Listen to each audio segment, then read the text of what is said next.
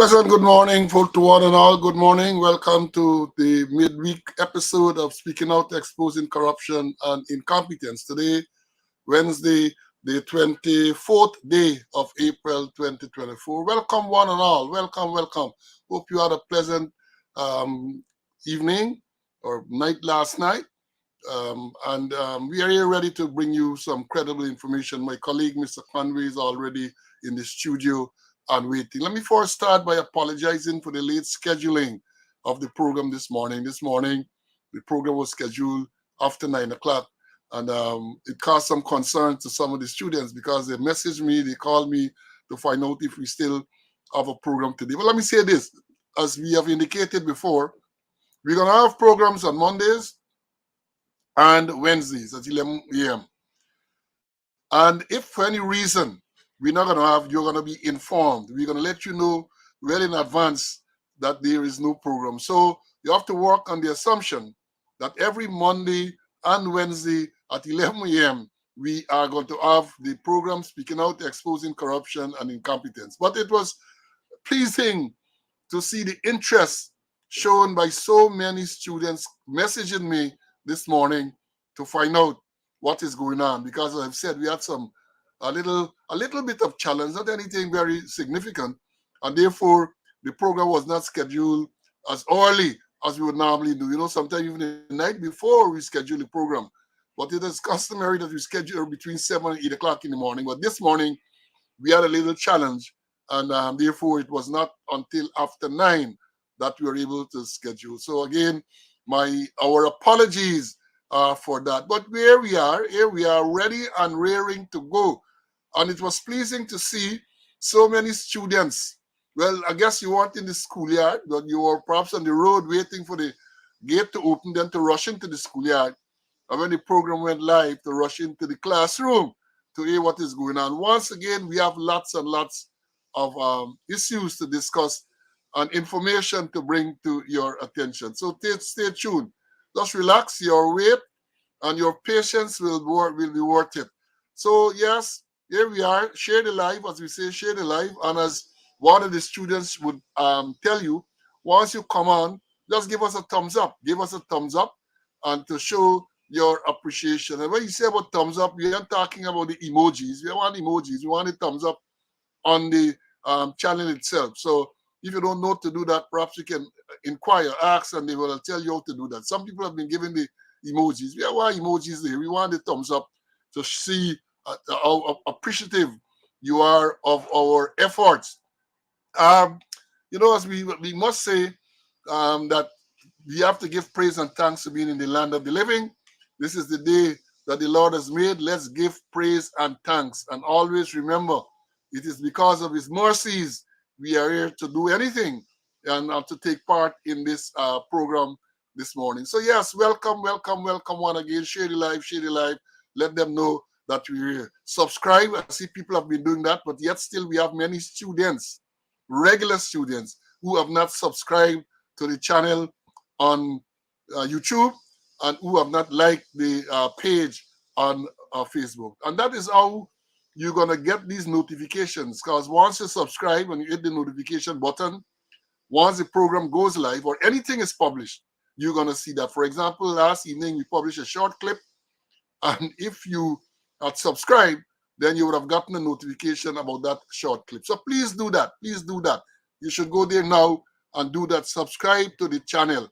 Help to popularize it even more. We are very popular as it is, but you want to get more popular. You want the credible information to go out to as many people as possible. Every day we have this program. We see now new students are coming in, and they're saying that is the first time on the live, and how interesting and educational they have found this program. We will continue to share the information. So yes, we're going to do the roll call. But let me say this about the roll call, because I noted in the comment, we'll see that later. One student said that the people to whom we share the program sometimes comment to say that the roll call is taking up time and it might be too long and we should do away with the roll call. Let me just say this. As a trained instructor, we were always taught. I know even when I went to the police college in the UK, that is is one of the things that we were taught. You have several games and all of that. That before you commence a class, you have to have what they call icebreakers. You can't just go into the class and rush straight into the subject just like that. You have to have an icebreaker and attempt to relax the student and create that environment for learning. So the roll call is part of that, to relax the viewers and also to give those persons an opportunity, more persons the opportunity to come on and to get from when the real thing starts, so to speak, because we try to be on the live at exactly 11 o'clock. We know some people have challenges to get on at that time. So this introduction and the roll call and the announcements and so on are designed, among other things, to ensure that people get an opportunity to relax and people also get an opportunity to join so they don't miss anything significant on the live. So that is the format. We'll do the roll call, we make the announcements, and then we go into the subject in the main. So for the roll call, as I said, we scheduled late this morning, and the first person on was from the UK. We had Wayne at 9:25. That was just about when the program was scheduled, followed by Ian, followed by Patricia, Carlton. Carlton came on at 9:27. Then we had Bert came on at 9:28. A lot of people came on around that same time. The one and only BX came on 9:29. Bert, Felicia, 9:29. Raul, Vibert from the East Bank. Then we had Joan. All these people came on at 9:29. Evelyn. Then after that, we had the next Vibert. Lawson is here. He came on at what time? 9:30.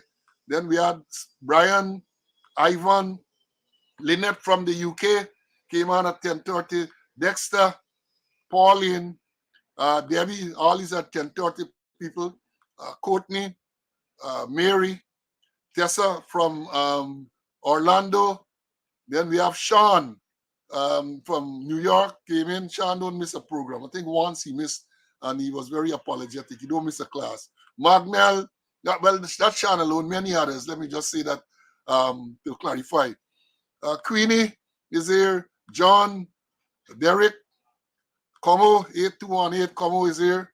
Clifton, and Clifton is from Paris, another regular is from Paris. Emerson, Fergus, and Fergus is the person who made the comment about the when the person to we shared about the roll call, and as I just said, Fergus, this is the format.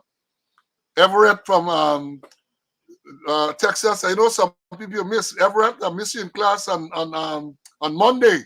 I miss you in class on Monday. Jakey is here. Earl, Ezzy. Then we have Denise, one and only Louis. Louis, very, very good detective officer. He served with me in Borbies.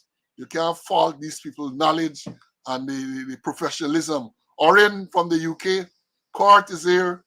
Rhonda, Patricia from Philadelphia. We have Anne. Then we have Colin from Queens. Terence from Canada. He was 9795. I remember Terence very well. Terence commented the other day to say when we talk about surcharging people, Terence say he had the experience back in the day. He was a driver, had some minor accident, and he had to pay Jackie Opel. He had to pay for the damage. Anthony is in class.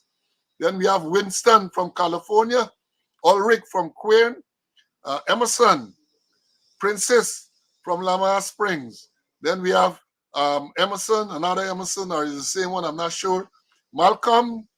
Then we have Organized Chaos is here. Carlisle, Lynette is very much in class. Tilula, regular. Vivian, Floyd.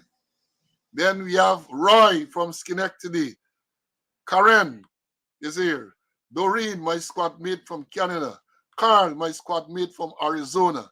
The original black man. I hope by now you get to know who is the thing. You were asking on the last program, who is the thing? I'm sure one of the other students would have identified the thing to you. Then we had Morton. We had Monica. Monica is from Friendship on the east coast of Demerara. Not the East Bank Friendship, East Coast Friendship. Carville is here. Jean is in here in class. Then Clarence, Rastaman as usual. Sherwin, Jacko from Georgia. Winston from the UK is here. Camille. Then we have Charles, May, John, Desiree, and Desiree is from Georgia. Pauline, Marcia, then Aubrey. I think Aubrey is CC Squaddy. I think he said his regulation number was 9053. Then we have Gordon from Canada. Clay, Isabella. Isabella is in the house. Sean, Walterine, Donna, Maureen, and Maureen. Then we have Sherwin. Can't recall, Charland rather, sorry. Can't recall seeing him before, but he might have been. Valda, John, Melville is in the house. He's from, if he say he's from, he didn't say where he's from. David, Orville, and BV man Ezekiah. I missed him a few weeks, but here he is again. Akko, Gonzalez. Then we have Michael, Bonita. I know Bonita is from West Coast Borbis. Valietta, Trevor, Clarence. See the number of students just waiting. Melissa, Etha, Michael from the Virgin Islands, the US, I think the British Virgin Islands. Chilo is in the house. Yesan from Trinidad. Sheena, Sandra, David, Barbara, Family Music. Then we have Pamela from West Side. Marcus, Balder, the man from up the hills in Linden. Tessa, Michael, Marcia. And then those were the people on YouTube waiting for the school door to open, or the schoolyard, school door you have to open. And then when we went live, the first person we had was Akko the Russian. Then we had Gladwin, Lynette from Barbados, Charles, Joan, and the list goes on and on and on. So yes, I say roll call is important for you to give people some time to join and to relax the class before you jump into it. You don't jump into this thing like a caveman just like that. You have to build up, make sure that people are relaxed and people are ready to create the environment, create the atmosphere to give the education. So that is what we do during the roll call. And let me go straight into the announcements, and then I'm gonna bring in Mr. Conway. Now, the first announcement I want to make is we indicated, well, it's a repeat because I told you on the last occasion of the death of ex-Sergeant Gordon Alder, a man from the TSU. We used to call him Banners, and his funeral service is Saturday, 27th of April. And it's at John's Funeral Home, 509 Liberty Avenue, Brooklyn, USA, viewing from 1 to 2. And then the church service is from 3 o'clock, and he used to be cremated shortly after. So that is that announcement. And then we learned yesterday, I learned yesterday, of the death of ex-constable Wilton Innis. His regulation number was 7920, and he died, the information is he died on Saturday at his residence, Melanie Namashana, on the east coast of Demerara. So I want to express condolences to the relatives and friends of those deceased person and pray that they rest in peace and rise in glory. We don't have any birthday greetings also today, but before I go in to bring in Mr. Conway, I know the cricket lovers are here, and those of us who looked at the game yesterday would have been enthralled, fascinated by that chase. You know, nowadays in a T20 game, 200 is a challenging score. And Marcus Stoinis pulled off a mini miracle, and they chased down the score and won the game. Fantastic game, to fantastic entertainment. Fantastic entertainment. Everybody is saying I have a fantastic memory. Yes, I pride myself with my memory, and I thank the Father for allowing me to, at this age, the man said, the thing said, I'm a geriatric. So a geriatric to be able to remember these things. Yes, we have to do that. You have to give praise and thanks to the Father. But let me bring in Mr. Conway. Before I bring in Mr. Conway, let me again apologize for any noise you might hear in the background, banging and so on. There's some construction work going on nearby. We have no control over that, so bear with us, and I apologize for any distortion in the broadcast and any interruptions that the cause. Let me bring in Mr. Conway, and then we're gonna move on. CC, welcome, my brother. Hope you had a pleasant evening. Yeah, very, very pleasant evening, and happy to be in the land of the living to do God's work. I remember Welton Innes. I got to know him about 5 years ago. He used to operate a taxi outside of Demico. I think he was from West Coast, Bobby's. And we became very good friends. But then I missed him about a month ago, and somebody said he was sick. And I lost contact only to hear on Sunday morning that he died. So my sympathy to his re- relatives, friends, and he's a West Coast Bobby's man, So I'll have to be at the funeral. I don't know when it will be held. In terms of the cricket, Paul, it was so exciting. And it reminds me of a match that we play, a night match. You will remember it, Paul, at the Banks DH ground there, that small ground, was against QC Old Boys. I think Commissioner Larry Lewis had put up a bet for $50,000. And it ended off the last ball.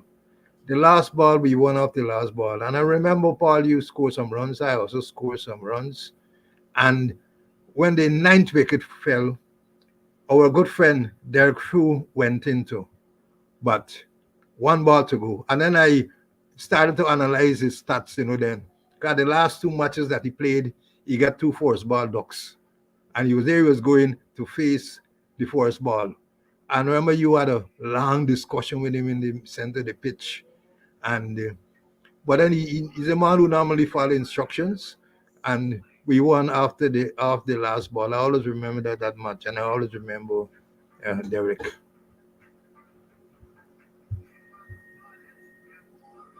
Thanks again. My apologies to the noise. I hope you can hear me. But I know there's a lot of background noise. And CC, thanks for reminding me of that match. You know, if you ever remember that match, you have to laugh. I got the man of the match in that game. Police officers versus QC Old Boys. And the QC Old Boys had some good players, including national players, yeah? And you're correct, because when, I think in the last over, the ninth wicket fell just about then. And the man who walked into the wicket, he's on the live now. He's on the live. The man who walked into the wicket had a string of ducks coming into the game.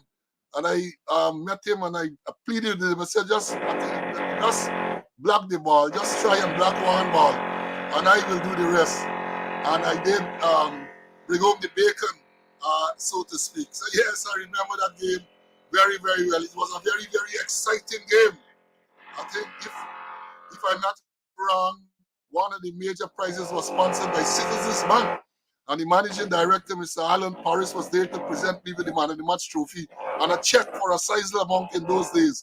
So yeah.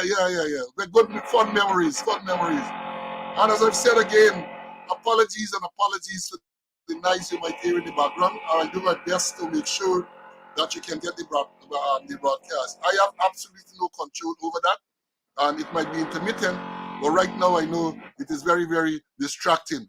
Now let me move into the first thing this morning. I want to start off by asking some questions. You know, over the weeks and months, there have been lots of matters in the media, and then you don't hear anything about those matters. You don't hear, you just fall off the wayside. Leroy, like Brian Laro and Ian Coatley Ambrose were the wicket. And Coatley, I always remember that. This is just to bring up on the cricket thing. I always remember that innings. It was in Barbados, I think. And when Coatley Walsh walked into the wicket to partner Brian Lara, 9 wickets were down. Coatley Walsh was the last man. And one of the commentators remarked, in come Coatley Walsh, the world's leading ducksters. He had the most ducks for any cricketer at that time. I don't know, perhaps he still has that record. And the people said, here comes Coatley Walsh, the world's leading duckster. And go on YouTube, and you will see when they bowl to Coatley Walsh, you see the man leave alone with the flourish. You will see the flourish. You will see the style in the leaving alone, and so on. So yes, Leroy, I remember that. But going back to what I was saying, over the past weeks and months, we have had so many issues in the news, so many issues. And then they tend to die away. They tend to die away. And it is because of this animal farm that we live in, where all animals are equal, but some animals are more equal than others. And the first thing that I want to, I'm getting distracted because I'm also remember the match. Ulrich say, you remember this match? I don't know which match you're referring to, if it's the one with Brian Lara or if it's the one with me at Toys Park. Let me clarify. So yeah, so many matches, so many things have come up. So many things. And the first one that I want to ask again, there was a report not so long ago that the son of the acting commissioner of police, Clifton Ikin, they say Colin Ikin, his son, fired an unlicensed firearm outside a bar in Alexander Street. He was arrested by the security guard and handed over to an inspector of police who took him to Kitty Police Station. It is further alleged that at the police station, he cussed up the inspector, made a telephone call, he was released on bail, and up to now, we haven't heard anything further on that. And he was the ordinary man. And you know, we are calling the police to issue a release to clarify whether the incident did in fact took place or not. And so far, I can't recall seeing anything from the police. So the fact that nothing was said by the police, we have to assume that the allegation is true. And I have from very reliable source that the allegation is in fact true. That Colin Ikin fired off a firearm outside of a bar, that the security guard held him, handed over to the inspector of police, and that the abuse at the station took place, and a phone call was made, and the man was sent away. I have that from reliable source. I noted on social media the proprietor of the bar had gone and had said on a rant that no such incident took place in his bar. I noted carefully, he was saying that the thing did not take place on the premises. But I think the allegation is that the incident took place in the precincts, not necessarily in the bar itself. But it was clear to point out that no such incident took place. Well, what has happened to that matter? What has happened to that matter? Another matter that I want to ask about, we learned, well, it has been well over a month now since Sergeant Vaughn was killed. They say accidentally by another policeman. Over a month. Vaughn dead, buried, and the last I heard is that a file was sent to the Director of Public Prosecutions, and that's weeks ago, and we haven't heard. The public has not been told of anything further. And you know, these are the same people, I'm saying this thing because these are the same people who speaks about transparency. They talk about transparency, and you have these matters, and you're not hearing anything. And there are a few more. There are a few more. There was a matter involving Mark Vera, a popular racer. And let me read what it was said. This is since December, I think, last year. And it is said here, popular race driver and businessman Mark Vera has revealed that he was forced to file a complaint with the Police Complaints Authority over the police's biased investigation into a reported incident that occurred in November between him and another speedster, Maurice Menez. In a statement which was released through his attorney, Mark Vera disclosed that the police investigators based their entire investigative file on the incident on the statements of Menez, or Menendez, whatever it is pronounced, and never bothered to interview him or take a statement from him. He said he was arrested and photographed on December the 21st after the police barged in at an event that was being hosted by his mother. Vera said the police investigation was conducted and submitted to the Office of the Director of Public Prosecutions without any input from him. He said even when he attempted to file an assault complaint against the other racer over the incident which took place at the South Dakota Circuit, there was no action on the part of the police. The Office of the Director of Public Prosecutions confirmed that advice was sought by the police on the assault matter, and charges were recommended to be filed against Mark Vera based on the submitted police file. The DPP recommended that Vera should face charge for malicious damage to property abusive language, assault causing actual bodily harm, assault, and providing false information to law enforcement. That is what is being reported. And until now, we haven't heard anything for that. We addressed this matter in the program before because we said that the DPP gave instructions or recommendations for Vera to be charged, and Vera should have been charged. The fact that Vera complained about the manner in which the investigation was conducted by the police, that is not in itself reason for the matter not to, for the part not to be filed. And the fact that he went to the he went to the police complaints authority. They have no authority to instruct that these charges should not be filed. The charge should have been filed, and then whatever investigation has to be done should be done. And I ask this question again. According to what Vera is saying, a report was made against him. The police conducted a sloppy investigation. That is what he's saying, because they never asked him any question. And a file was sent to the DPP's chamber. The DPP chamber acknowledged that a file was received. Now tell me this, all of these people at the DPP's chamber, they did not see that the person against whom this allegation is made did not get an opportunity to say anything. They did not peruse this file to see that, wait, this file perhaps is not complete. What did the accused person say? Did they caution him? Did they put an allegation to him? All of these things, the file went to the DPP's chamber, and according to what Vera is saying, devoid or deficient in these material aspects, and they recommended charge. And I understand up to now, the charge has not, or the charges that were recommended have not been instituted. And I say this because the sloppiness of the investigation is no surprise in recent times. That is what happens, because you have a lot of police commanders now who are referred to them as conveyor belts. They get a file and they just forward the file for legal advice. They don't peruse the file to see if the elements of the charge or if the file is properly put together. And again, it gets to the DPP's chamber. One would expect that even before the DPP chamber recommend any charge, they would have gone through. And if the police missed these crucial steps, they would have been able to identify. I know back in the day, that would have been the case. The file would have been sent back to the police for this matter to be clarified or that issue to be clarified. But it seems now that doesn't happen any longer. So it's not only the police to be blamed, but the office of the Director of Public Prosecutions is to be blamed. Those officers there as well are to be blamed. How is it that you are going to recommend charges when you peruse this file and you see that what did they say about the person who's alleged to have committed these offenses? Did you see anything that allegation was put to him, and what was his response, if any? And I'm not surprised, because I said I am speaking of personal experience, because it's the same thing that did to me.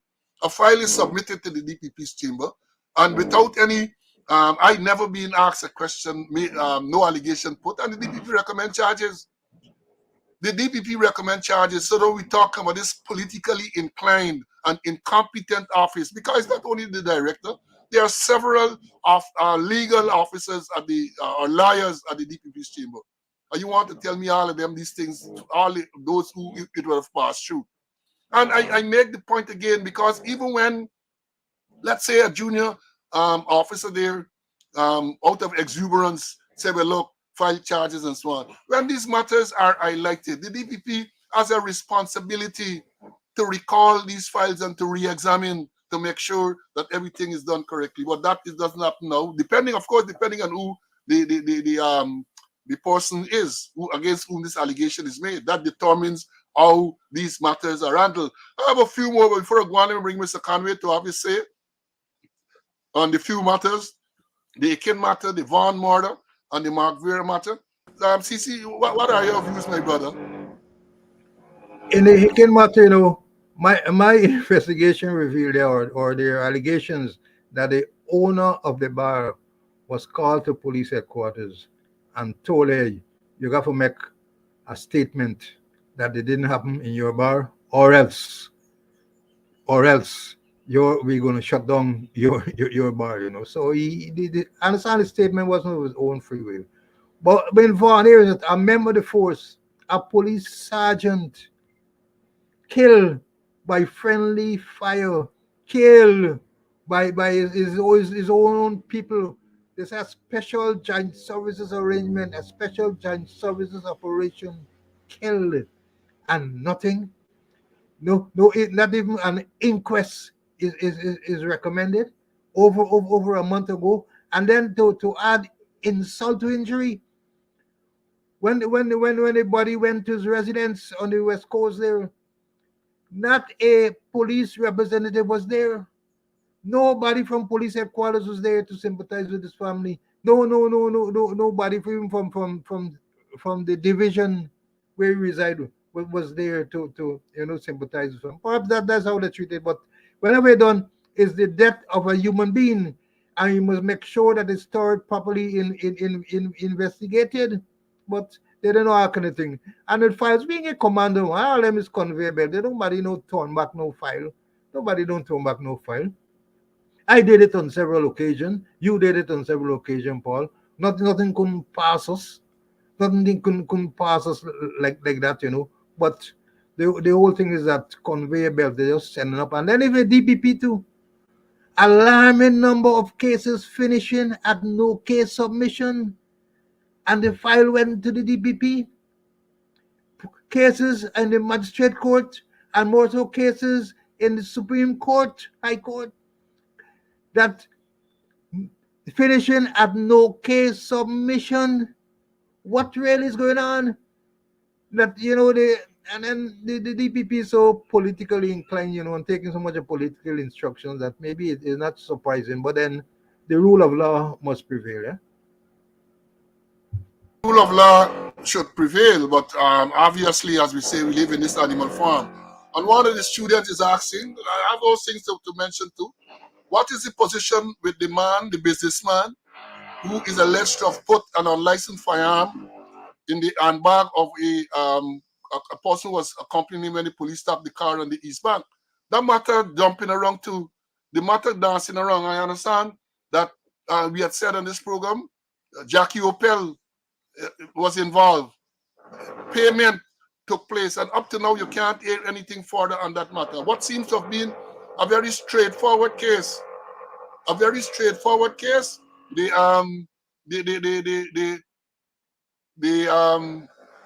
gun was found. They said that the woman said that the man put the gun in her bag. They claim that the man admitted to putting the gun in the bag, and the dancing took place. Up to now, no charge has been brought against anyone. No charge at all. And not only that, no charge has been brought. You're not hearing anything more. They haven't said anything about what is the position with that matter. So yes, student, yes, that is there too. And then we have another one. I have it here. What happened to the matter? Again, a lot of time passed since then with the special branch ranks who discharged, according to what Robeson-Ben, the Minister of Affairs, said, 88 rounds at a car being driven by a police sergeant in the Providence area. They discharge, they shoot up the car. Well, let's shoot up the car. Let me be more careful in my language. They claim that they shot at the car, and for some, and even though they shot at the car, 88 spent shells were recovered, and not a scratch on the car. They say not to injure, nobody injured or anything like that. They opened fire on this car, clearly unjustifiably, and then it turned out that the car was being driven by a police sergeant who was in uniform at the time. The man drove to the Providence police station, according to the report, pursued by these men. And then they learned that this car what they were shooting up on was being driven by a police traffic sergeant. So clearly, they did not identify the target before they start to engage in firing, which is against all the norms, all the rules of engagement. You're shooting, you don't know what you're shooting at. 88 rounds. 88 rounds, they claim those are the French shells that were recovered. 88. And they didn't hit anything. 88, they did not hit anything. Well, a good thing I didn't train them, because I used to train people in the art of marksmanship. So if that passed through my hands, well, first of all, they would have been told, they would have been taught when you should fire. Because that was one of the main things. And if they had taken that in, then they would have known that they had not to be shooting without any justification. But you hear nothing about the matter too. We're not hearing anything about that matter. The last we heard is that a file was sent around the same time when the Vaughan file, the death of Sir Vaughan file was sent to the DPP. Then we learned that that file was sent as well. And when you compare and contrast this to the Dharamlal matter, in the jiffy, the file went to the DPP, and in breakneck speed, the DPP said, no charge against Nigel Dharamlal. More evidence of the animal farm that we're living in. And I will continue to highlight these things because that is the theme of this program. We speak out against corruption and incompetence. And in all of these matters, all that we are highlighting is either corruption or incompetence or a combination of both. All of these matters. Because I can't see a file in the Mark Vera case going to the DPP's chamber, charges recommended against Mark Vera, then Mark Vera make these allegations about an investigation that was not properly conducted. And you want to tell me the people at the DPP's chamber did not see that? And turn back that file to tell them police that should clear up this and clear up that and clear up that? Because I know that used to be the norm on the few occasions when a file would slip through a commander. And most times when they talk about clearing up in my case, it's some legal issue, some technical issue, not no routine thing, because we would have seen and covered the routine stuff. But that is the situation that they are in today. So yes, we have that matter to address. And then there's another matter that I want to bring to attention before I bring in Mr. Conway. Because these things slip by, you know. These things slip by. But I have, well, another task. I have to bring this thing to the students' attention. And I refer to a letter in the Starbrook News dated the 22nd day of April 2024. And the caption is, 18 years after, we continue to lament the lack of progress, the assassination of Minister Sa. And here what the letter says. I'm going to read it. It's not all that long. Dear editor, Monday, April the 22nd marks 18 years since the assassination of Minister Satadiu Sa, two of his siblings and his security guard. It has become our family's unpleasant tradition to send a letter to the press on this somber occasion each year. We continue to lament the lack of progress in regards to a thorough inquiry and hope that the 18th anniversary finally motivates action. This is not a small matter. However, that just a few weeks ago, at a forum as respected as the United Nations Human Rights Commission, legitimate and piercing questions were asked about the lack of investigation into Satsa murder when reflecting on Guyana's human rights track record. In twisted irony, the call of the UNHCR echoed the lamentations in our letters over the years. The committee noted that it was, quote, concerned that the alleged extrajudicial killings that occurred between 2002 and 2006 have not been adequately investigated and prosecuted, and the perpetrators were not duly sanctioned, end of quote. Despite a commitment to establish a presidential commission of inquiry in 2018 by then opposition, the UNHCR went on to call on Guyana to, quote, as a priority, establish a presidential commission of inquiry to investigate the alleged extrajudicial killings during the period 2002-2006. Basically, that's what it said. And this is signed by Roger Shaw on behalf of the family of the late Satadiu Sa. These things slip by 18 years. And again, the government and the second vice president and the president and the attorney general and the minister of home affairs, wherever he speaks, they like to talk about transparency. That is a word they use. And I say that if they see it big on a billboard, they went to school, so they might recognize the name, they might know what the word is. But the meaning of the word is lost on them. They don't know what is transparency. It is lost on them. So you have a minister, a sitting minister of government. I was in the force at the time. I remember the incident very well. I was commander A division. This is an incident that took place on the East Coast. The man lived at Oils Court, LBI. Slaughtered. The minister, sitting minister of the government, slaughtered. His siblings, I think his brother and a wife, slaughtered at the same time. A security guard.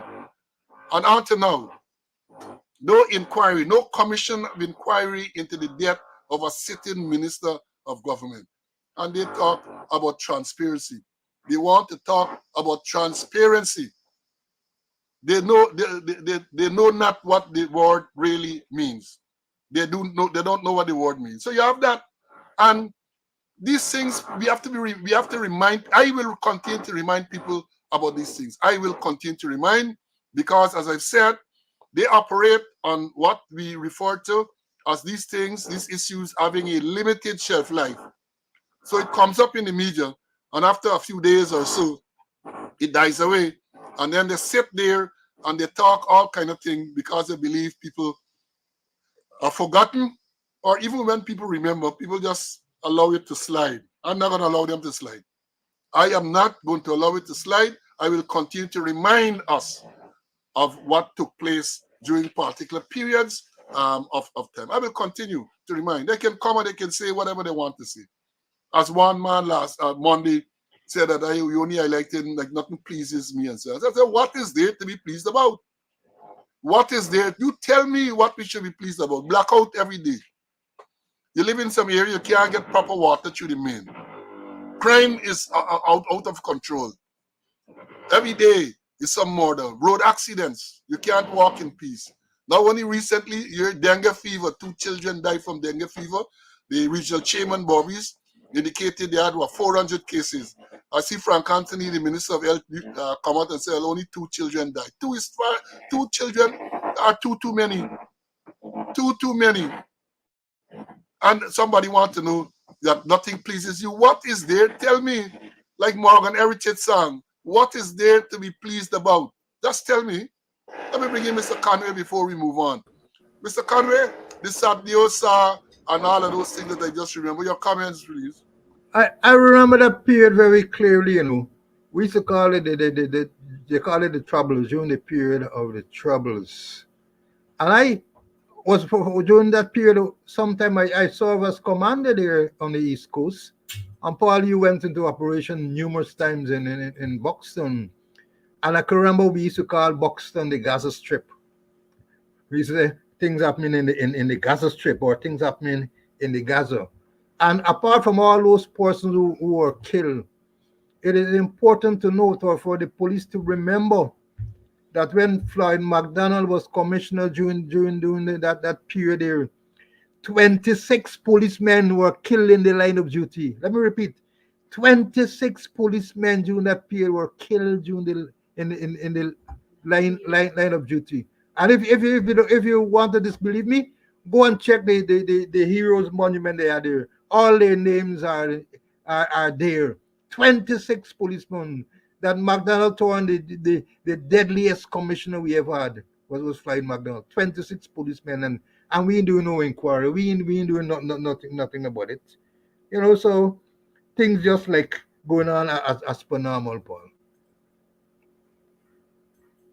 As per normal, let me say this in terms of that SATSA issue, and the person mentioned the UNHCR calling for presidential commission of inquiry. We will recall too that not so long ago, the second vice president at one of his regular Thursdays ramblings and rantings and ravings said that they're going to have the commission of inquiry because the UN calls for it. And I have said, and we have said on this program, that the persons to appoint the commission can't be the government, because allegations are made against this very government. And they can't be the one to put together the members and the terms of reference of this commission of inquiry. You have to have either the Commonwealth or the UN themselves, not even CARICOM, because many of the people in CARICOM, many of the leaders, the government leaders in Caribbean, cannot be trusted. They are self-serving. And if you're going to have a credible commission of inquiry, you have to have the input from the United Nations and perhaps the Commonwealth with reputable jurists to sit on this commission of inquiry, to put together the terms of reference in the first place and to get the commission of inquiry. Or if we don't do that, we're going to get another Madhya commission of inquiry where it comes out and it is not credible. So that is one of the things that we have to have. Right? So, yeah, all of these years, 18 years ago, Satsa was slaughtered in his residence. A sitting government minister, think about this, a sitting government minister slaughtered. not a commission of inquiry. And people ask about other incidents like the Lindo Creek. Well, there was a commission of inquiry into the Lindo Creek and check the recommendation, because as far as I can recall, at the end of the inquiry, the thing pointed the fingers toward the Giant Services as the perpetrators of those murders. That is my recollection. But the report is there. If you want to dispute it, let them check. Let them check and see. Because they were trying to say that it was the Fine Man Gang. Because around that time, everything was placed on the Fine Man Gang, including Satsa murder. But they never sought to get a commission of inquiry to get to the bottom of it. I wonder why. And you know, for political reasons, long after they had a commission of inquiry until the death of Dr. Walter Rodney, the same PPP government, but the death of their own minister of government. And of course, rumors abound as to why he was killed. I don't deal with rumors, so I'm not going to repeat those rumors on this program. But rumors abound as to the real reason behind Satsa's murder.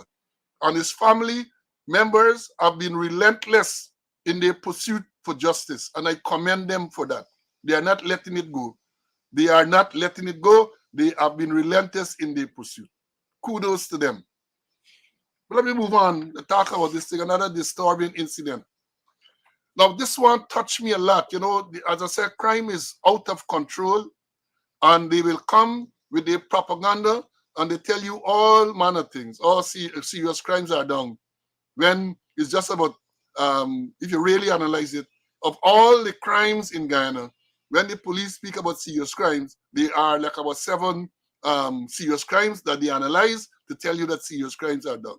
Many of the things that are reported daily are not, according to them in the statistics, considered as serious crime. But this one touched me as a father and as a responsible person. I would say so myself, as a responsible, law-abiding citizen. When I read yesterday in the newspaper, Stabrook News, Sophia laborer killed by men who attempted to rob him of bike. This is such a sad story. Well, let me read what it is said. A 23-year-old Sophia laborer was fatally shot on Sunday night after he resisted efforts of 2 men to rob him of his motorcycle in front of his home. One of the men was apprehended minutes later by public-spirited citizens, and the motorcycle was recovered. Dead is Alwin Griffith of Lot 632A, Field Sophia, South Sophia. The young man's sister told Stabrook News that nothing was taken from her brother, but his newly purchased motorcycle, which the bandits were after. But nothing was taken from him, but his newly purchased motorcycle. According to the police, on Sunday around 21:30 hours, it's 9:30 Sunday night, Griffith was sitting on his black CD1 motorcycle in front of his home when 2 males approached him, one of whom pointed a handgun at him and tried to take away his motorcycle. A scuffle ensued, and the suspect who had the handgun discharged a round and that hit Griffith in the right side of his upper chest. Griffith ran off a short distance and collapsed on the roadway, while the suspects attempted to mount Griffith's motorcycle, but an alarm was raised by residents in the area who went to the victim's assistance. The suspects then ran in an attempt to escape, but the residents gave chase and managed to apprehend one of them, who was subsequently identified as a 19-year-old Campbell Street, Albistown, Georgetown resident. The victim was rushed to the Georgetown Public Hospital by residents but was pronounced dead on arrival. The police said that the suspect, who was beaten by residents, was also taken to the Georgetown Public Hospital Corporation in an unconscious state. He is presently receiving medical attention under police guard, while the body of the deceased is currently at the GPHC mortem awaiting a postmortem. And they go on to tell you Stabrook News visited the scene. But this thing is so disturbing. Young man sitting in front of his home on his motorcycle. They attempt to rob him. He resisted. He is shot and killed. He is shot and killed. And you know, this is all when they say this operation, Eye in the Sky or Pie in the Sky, is taking place. So during the course of this operation with the police and the Guyana Defense Force, and they say that's going to last for 30 days, during which time they're going to do all manner of things. Some of them that they say seems to be bordering on the illegal, if not totally illegal. Some of the activities that they plan to do, a murder has taken place right during the course of this operation. I wonder where they were when this thing happened. And that's not the only disturbing thing. There's another one too. Even before that, it was reported, I think yes, reported today in today's paper, where vendor shoots man during row over girlfriend. Yeah, Brenda, is eye in the sky, but it's more like pie in the sky. That is the name it, eye in the sky, because they plan to make use of drones. They say in Georgetown, so only Georgetown you get crime. And they plan to do roadblocks to stop and search, cordon and search, all kind of things they say they plan to do, dealing with vehicles and all of that. But during the course of this operation, you can have a murder like that. And up to now, as far as we hear, they have not arrested the other perpetrator. And during the course of this, to a 39-year-old man, a 39-year-old vendor, is reportedly on the run after he shot two men on Wednesday night at the Skitty Seawall, Georgetown. And then they identified the victims here. They say one was shot in his thigh and is presently at home recovering, while the other one is hospitalized in stable condition from a gunshot wound to his belly. It is believed that the vendor shot them following an argument with them over his girlfriend. And it goes on to say police said inquiries disclosed that this man was celebrating his 34th birthday with friends, including the next man who got shot at the seawall that evening. And around 10:30, the suspect pulled up to the gathering in a white car from a western direction and spoke with his girlfriend who was attending the celebration. So based on what they say, the man girlfriend been celebrating with these guys. He pulled up. While the police did not reveal what the couple spoke about, it was reported that the man took his girlfriend away from the celebration. He reportedly returned an hour later on a motorcycle and confronted one of the men.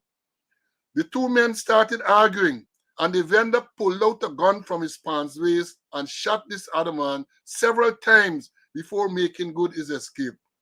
This man was struck in his upper left side thigh, while the other man standing next to him was hit in the abdomen. The vendor escaped, and the police and the victims were rushed to the hospital. Detectives recovered 6 9mm spent shells from the scene, while the hunt continues for the suspect. So here we have this operation, pie in the sky. They call it eye in the sky. I call it based on what's going on. Because since it was launched, the only thing I saw after then is a businessman, a young professional, complaining that they pulled him over by the back of the gardens there and decide that they want to search the vehicle. No reasonable suspicion, no legal authority, but they wanted to search the vehicle. The video is there circulating. They searched the vehicle. The man who was pulled over, the young professional, did say that he complimented the police who did the search, because he said he conducted it in a professional manner. But what was the legal authority for pulling over this man and searching him? What was the reasonable suspicion as required by the law? And we're saying, I said from the outset, and let me again emphasize, we are not anti-police. We are pro-police. I served for 37 years. Mr. Conway served for more than me. We served with distinction for those periods of time. So we are pro-police. But that doesn't mean that you're going to sit back and see all of these violations and be quiet. I have said before, and I used to tell recruits, that you cannot break the law to enforce the law. You are a law enforcement officer. So it's whatever laws are there, you have to enforce. Many times I used to feel that the laws are not adequate to address certain situations, but the law is the law. If you feel it's not adequate, then you have to canvass, you have to lobby for necessary amendments to be made, but you can't go and break the law and violate people's rights. The law is clear, and I made the point too, we did make the point that there was a ruling from Justice William Ramlal in the case of attorney at law as he was then, Navendra Singh, over the same issue of stop and search. When are the police legally empowered to stop and search? Under what circumstances such can be done? And one man had commented to say reasonable suspicion is subjective? And we said no. And then a program not so long ago, I read a lot of definitions from the Black Law Dictionary and all of those places to tell you how you arrive at reasonable suspicion. But these things are happening. So in the midst of this operation, man pull up on the seawall, licking shots, as they say, licking corn. 6 9mm casings recovered. Man sitting down in front of his yard, the own yard. This one is a very, very disturbing one. Young man, sit down on a motorcycle. The story says he bought this motorcycle recently. Sit down on the motorcycle. He work hard. He's a laborer. Save him money. Buy a motorcycle. Perhaps even pay and get it on terms. And what happened? They come to rob him. A 19-year-old, they say, wow, the one who was held is a 19-year-old. 19-year-old. As part of this thing. And what? Kill this young man. Kill this young man for his own property because he resisted. And again, we're not hearing what is happening. Let me bring in Mr. Conway, and then for his comments on those matters, then we move on to the next issue. Mr. Conway. Eye in the sky. I think there's a big joke. And we haven't heard anything since it was launched. Well, they have eye in the sky. They talk about raids. They talk about searches. They talk about a whole set of things they're going to do. And the situation is even worse. Or in a little by days, we used to say is worse for us. But then the question we're going to ask, what happened to the cameras? What happened to this way they call it the safe city apparatus? The cameras that they spend millions and millions of dollars, but the Chinese get the control. You know, the Chinese get the control. What happened with that? And I remember at one of the officers' conference where they quoted the president as saying that safe city, that the cameras will replace boots on the ground. So there wouldn't be boots on the ground. The cameras going to replace them. What is going on? And then they have the operation, and the GDF is in control of the drones. And what about the capability of those drones? Will you have a real-time situation? You know, the whole thing that going on there, Paul, I don't even know what really to say. That the cameras where they got, apparently maybe the camera's not working. And they're finding a lot of spent shells, but then getting no trace. What happened with the ballistic data? No trace whatsoever. But in Travis Chase's case, they had significant similarities. Significant similarities, and they put in the gun. God never know what they do with the gun. Travis got to be careful, you know. That the database, they ain't picking up nothing. So if it's frightening, because if they're picking up nothing, it means that there are different guns involved all the time. There are different guns involved all the time.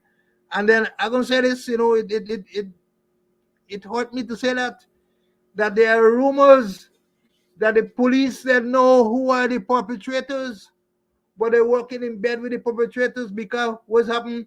They rushed down to Conway and say, hey, Conway, you shoot the man last night, or you robbed the man last night, where me on there? Or something. They're so organized that the perpetrator run to the police, hey, I lick up the man last night, and this is your own. So the corruption is going on. What happened with boots on the ground? Boots on the ground and working? Perhaps they should take a leaf off of the teachers, actually, you know, because the teachers had slippers on the ground, and the slippers on the ground work properly for them. So apparently, boots on the ground can't work for the police.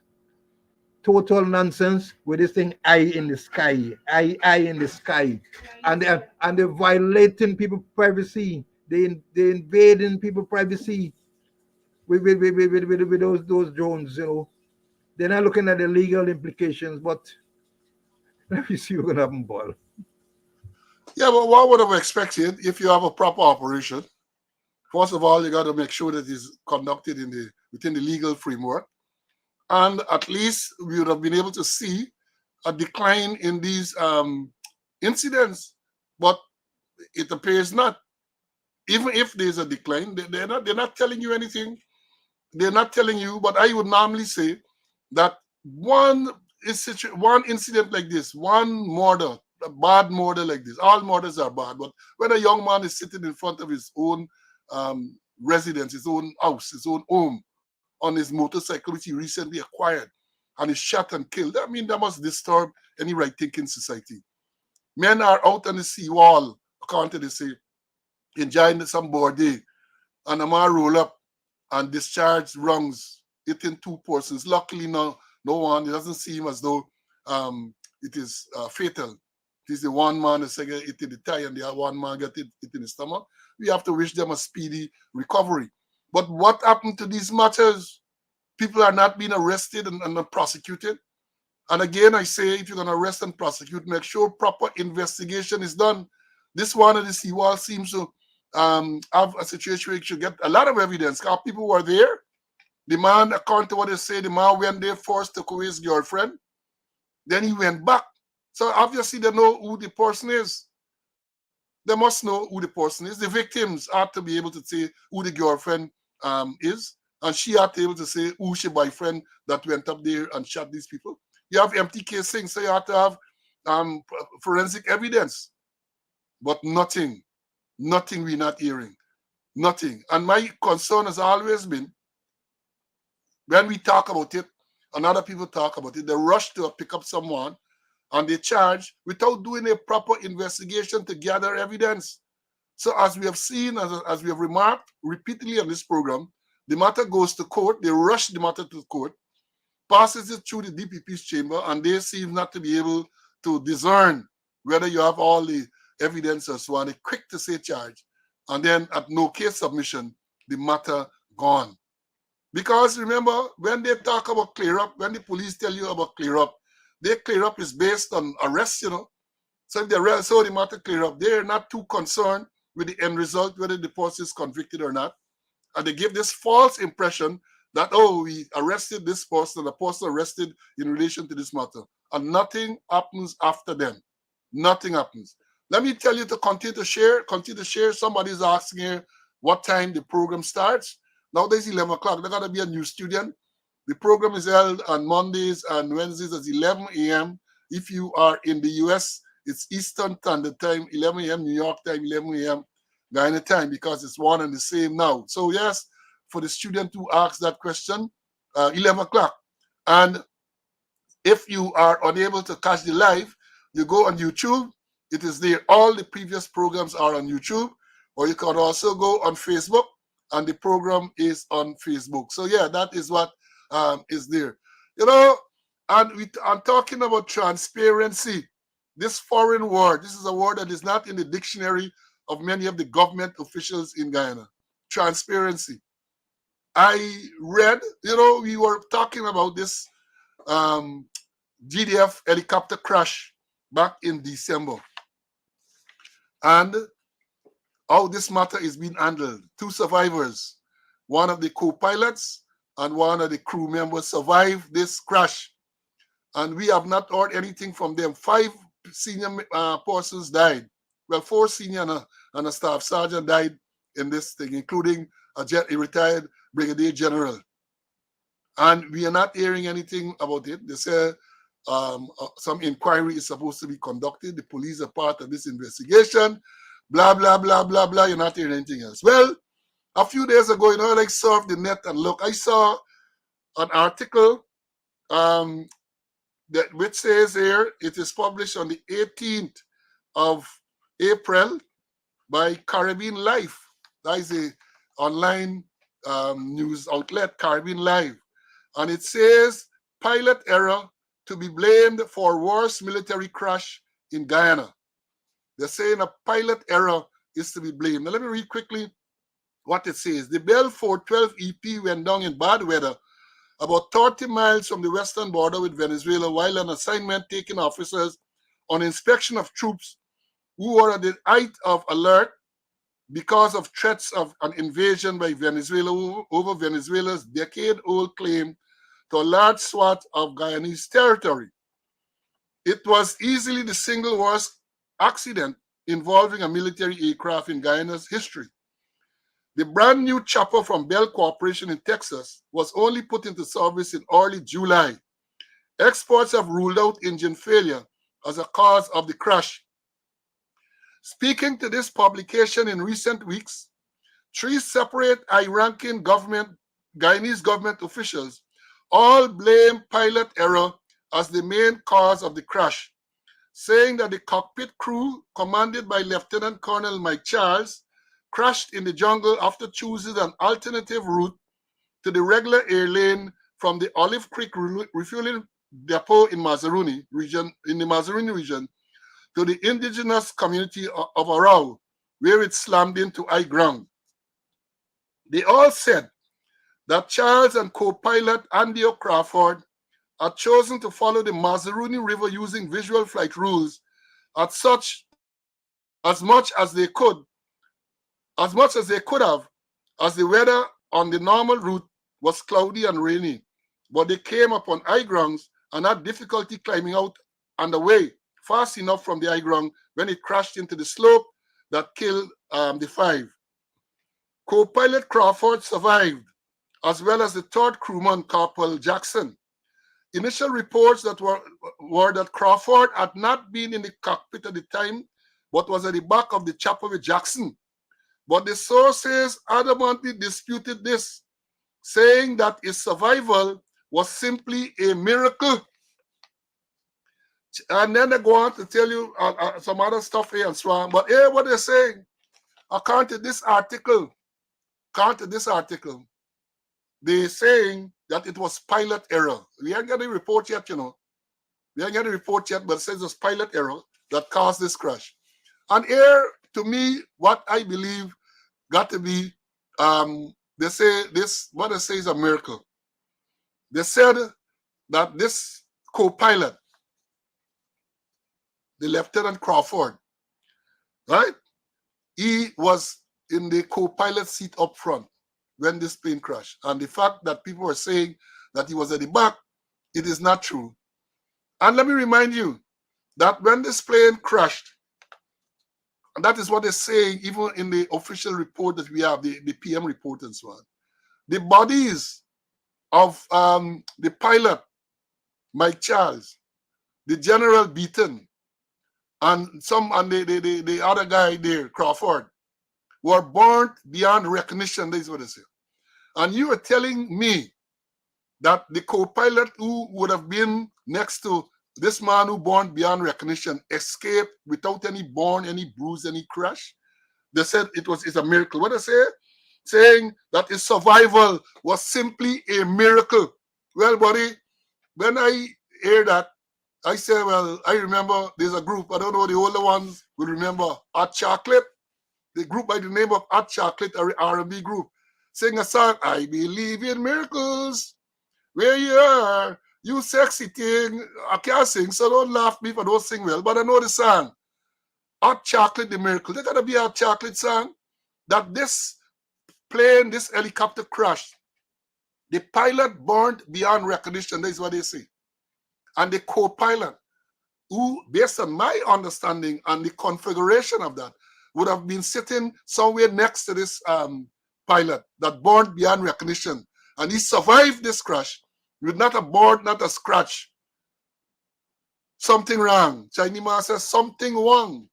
Something got wrong. I am believing that. This is the report from Caribbean Life that is on the social media that I saw. But when I say I got to bring this thing to my students' attention because I believe in that. And the GDF have not said anything further. They said that the investigation is launched. They said a black box flight recorder gone to the National Transportation Safety Board of the USA. And they say, this article says this will unearth data on aircraft speed, altitude, angles, and general flight parameters. But officials say that they have been fortunate to obtain first-hand account of the 2 survivors, Lieutenant Crawford and Corporal Jackson, instead of having to depend on the flight voice data recorder. That is what they say, that they have to wait on the flight data recorder because these 2 survivors apparently would have told them what transpired. So we await more information from you. We await more information as to what really transpired. And I'm saying again, they talk about transparency and they don't know how to deal with that. If you are transparent by now, at least some interim report, at least would have heard what is the account of the survivors. The fact that you had a crash and there were two survivors should make the investigation perhaps a little easier. Perhaps a little easier, because you would have heard exactly from the survivors what took place. But we didn't hear nothing from the survivors. So they say, as I've said, the two survivors escaped without injury. Perhaps the only thing that was injured for them is the tongue. The tongue injured, so they can't talk. They have never, as far as I'm aware, said anything about what actually took place. Never said anything. CC, this story about this plane, this helicopter, and the fact that they're saying now, according to the report, let me emphasize, from Caribbean Life, the person say he spoke with 2 or 3 senior government functionaries who says pilot error, and they said that contrary to what was being said, the co-pilot was sitting next to the pilot and not at the back, as the rumor was saying. But I want to ask, if that is the case, how come the pilot died born beyond recognition and nothing happened to the co-pilot? Take it away, CC. Let me hear what you got to say. As a police commander, in charge of F Division, I know that area very well. And I wouldn't be surprised if it was pilot's error. But the thing is that if the co-pilot was there and he didn't get scratched, he didn't get burned up, and as you say, maybe the tongue was injured. Not a word. Here is it, you have 2 survivors, senior men. Let them say something. Let us hear from them. But no, there's a wall of silence. And then I listened to the chief of staff and some others who made presentation at what a so-called press conference.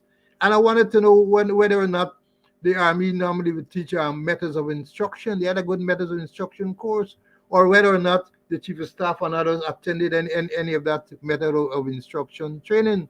Because I can remember General Powell during the Gulf War, he had to brief the world press, and he said that he said that what came in very useful for him was the method of instruction course that he did with the Army.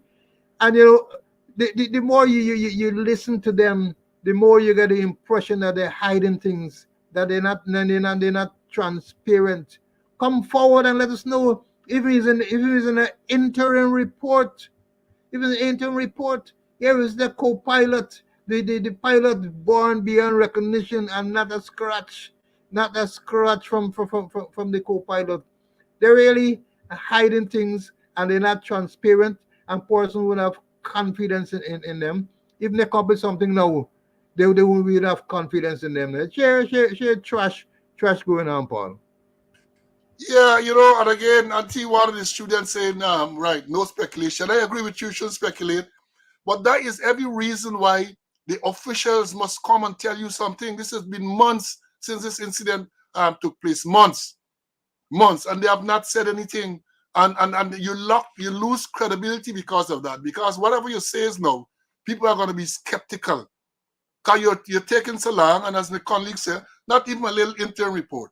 It is unbelievable that such an incident would have taken place. You have 2 survivors, and you haven't heard anything of the survivors. Nothing at all. So it will strain one's, it will make it almost impossible for you to believe whatever they come up with, because people don't form the view that they're trying to cover up or hide something. They are trying to cover and hide something, and that is the issue. When we talk about credibility, when we talk about, and it's related to transparency, you have to be transparent, and people will get you to see you as credible. But when after all of these months, this is something that took place in December, we're into April, and we haven't heard anything further. And here it is. This is not re-speculating. This is what a news item is saying, that from 3, I don't know how credible it is, but it's saying 3 senior government officials have said it is pilot's error that caused the crash, and that the co-pilot was sitting next to it was in the co-pilot seat, and he was a miracle that he wasn't injured, right? He wasn't injured. And yet then he's saying that it's even more incredible that it's on Caribbean Live. So let's see what will happen. They're going to blame us for speculating. We're not speculating. We're saying as it is. We are giving, what we know is that the longer you take to come up with some release, is people going to believe, less people will believe you. Is the less people will believe what you have to see. But let me move on. Last Monday when we had the last program, we addressed an issue where this thing had spoken about promotion and call name and the COI and Cecil Prasad was sent to a lot of stuff. And during my research, I found an interesting article in the newspaper dated 29th of December 2015, and this is the Chronicle, and the headline is Roy Targets Ramnarine. I'm not going to read the whole thing, but I'm going to read a particular aspect, and we're going to deal with that because it speaks about promotion. And it says here, meanwhile, addressing the issue of promotions, Roy said in light of the impending announcement of the 2016 promotion list by members of the Ghana Police Force, and he quotes, the People Progressive Party wishes to remind that former President Donald Ramotar, in addressing the opening session of the annual officers conference of the Ghana Police Force in April 2015, had announced that persons tipped for promotion will require integrity testing. Mr. Ramotar had expressed that the move was aimed at weeding out corrupt persons from the law enforcement agency. In this connection, Ramotar had stated that, quote, in future, for appointments to some senior positions, there must be some form of integrity testing, end of quote. He said since then, there has been no indication, that is what Roy is saying, since then there has been no indication whether the Granger administration has taken up the mantle and has proceeded in that direction. Moreover, Roy said little or nothing is known about the number of disciplinary matters that have been before the Police Service Commission for some time now. He said several disciplinary matters are before the disciplinary authority set up by the then Minister of Home Affairs and headed by former senior magistrate Cecil Sullivan. Quote again, Mr. Roy Quote is saying, Mr. Sullivan's contract was terminated by Minister Ramjatan, and as a result, the work of the authority ended prematurely, thus placing in limbo those disciplinary matters that should be addressed urgently in the interest of the force. I thought it important to mention and to analyze this part of the statement issued by the former minister. He was then at the time when he issued the statement, he was the General Secretary of the People's Progressive Party. And I want to make this point because it is a lot of hypocrisy. He talks about integrity testing. That was what the then president wanted. That before people are promoted to senior positions, there should be integrity testing. Now, I want to ask Roy and others, what integrity testing was done in July 2022 when all of those many persons were promoted? What integrity testing was done when the government decided to, under controversial circumstances, appoint Clifton Ikin as the acting commissioner of police? What integrity testing did they do? What integrity testing was done when the president decided to extend the services as commissioner beyond retirement age of Clifton Ikin?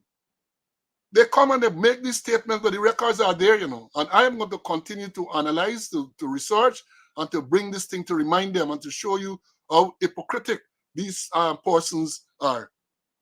And then, two, he says here that he wants to know about disciplinary matters. Disciplinary matters. So what happened to disciplinary matters that were pending against all those persons who were promoted in July 2022? And then he speaks about Mr. Sullivan contract, and I can deal with that, but let me bring in Mr. CC, Mr. Conway, to make some comments here now. I'm gonna go into this thing more in greater detail. CC, that statement that I read, that is just a part of a press release or part of an article in 2015, in 2016 rather, by Mr. Roy. Your comments? Well, that was just talk, because there was no real integrity testing being done. And then, you know, when you look at it, disciplinary matters. I said it before and I'm going to say it again. Karim Bashar had disciplinary matter pending and is promoted from senior soup to assistant commissioner. Brutus had disciplinary matter pending, promoted from senior soup to assistant commissioner. That Jupiter had a disciplinary matter pending, promoted from my assistant superintendent to superintendent. The triple jumper, disciplinary matter pending, promoted from inspector to superintendent. Perhaps we got to send it at the Lex Olympics in Paris. We had the one on the East 4C, disciplinary matter pending, promoted. And a whole lot of others had disciplinary matter pending and get promoted. So disciplinary matters, them things has gone through the window. Gone through the window. And Sullivan, the appointment of Sullivan was illegal.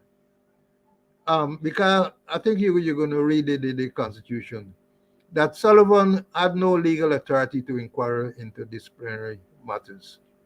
It's either members of the Police Service Commission or those appointed by the Disciplinary Service Commission to carry out those functions. So what I had with Sullivan was illegal, unconstitutional, null and void. Yeah, but let me go. Let me talk about disciplinary matters. I'm gonna show you let me show you it now. What in dealing with disciplinary matters about relating to officers and inspectors. And before I put up the slide, let me say Mr. Conway is correct, because those persons he identified are pending disciplinary matters and they were promoted. In the case of Brutus, who's there as admin, and who is the person who sent the return to the Police Service Commission in 2020, and the return is like a compilation of those people who are to be promoted. And in that document, Brutus identified, I think it's 12 or 13 persons who he recommended should not be promoted because of pending disciplinary matters. And in that same document, he recommended himself to be promoted, even though he had a pending disciplinary matters. And that is self-serving. That is corruption. That is self-serving, and it is corruption. The Chief Justice did say in the matter that he filed against the Police Service Commission, that she found them to be self-serving. That is a fact. So he can sue and let me go to court. The Chief Justice made that comment, not me, right? Chief Justice made that comment. So from a very long time now, there's always been a problem with disciplinary matters or matters of discipline relating to inspectors and officers up to the rank of assistant commissioner. I had a problem for a number of years, because when the Constitution says, and let me bring up the thing to tell you now, and you could read it with me. And this is Article 212.1. Article 212.1 says that subject to the provision of this article, of Article 211, the powers to make appointment to any office in the police force of or above the rank of the inspector, the power to exercise disciplinary control over persons holding or acting in such offices, and the power to remove such persons from office shall vest with the Police Service Commission. So once you're an inspector and above, up to assistant commissioner, the discipline, any disciplinary action to be taken against you has to be taken by the Police Service Commission. I am saying this to the many officers who would look now or look at it. The Police Service Commission.